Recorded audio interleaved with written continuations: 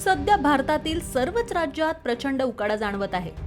उत्तर भारतात तर पारा नेहमीपेक्षा अधिक वर गेलेला दिसत आहे. रात्रीही उकाडा असह्य झाल्यामुळे अनेकांची झोप पुरी होत नाहीये. चोरांनाही अपुऱ्या झोपेचा त्रास जाणवत असावा. याचं कारण म्हणजे उत्तर प्रदेशच्या लखनौमध्ये एका चोराला विचित्र परिस्थितीत अटक करण्यात आली आहे. एका बंद खोलीत चोरीच्या उद्देशाने शिरलेला हा चोर एसी चालू करून फसला आणि अलगदपणे पोलिसांच्या जाळ्यात अडकला. नेमकं प्रकरण काय घडलं ते पाहूया. टाइम्स ऑफ इंडियाने दिलेल्या माहितीनुसार शनिवारी रात्री गाझीपूर पोलीस ठाण्याच्या हद्दीत येणाऱ्या लखनौच्या इंदिरानगर सेक्टर 20 मध्ये हा प्रकार घडला.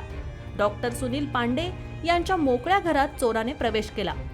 पांडे सध्या वाराणसी येथील एका हॉस्पिटलमध्ये कार्यरत असल्यामुळे लखनौमधील त्यांचं घर मोकळं होतं.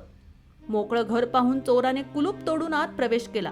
घरातील मौल्यवान वस्तू गोळा केल्यानंतर चोराने एसी सुरू केला आणि थोडा वेळ तिथेच पडला. मात्र त्याला थंड हवेमुळे गाढ झोप लागली. दरम्यान पांडे यांच्या दाराचं कुलूप तोडल्याचं शेजाऱ्यांनी सकाळी पाहिलं. तसेच घरात डोकावून पाहिलं असता आतील वस्तू अस्ताव्यस्त केलेल्या दिसल्या. यानंतर शेजाऱ्यांनी याची माहिती पोलिसांना दिली.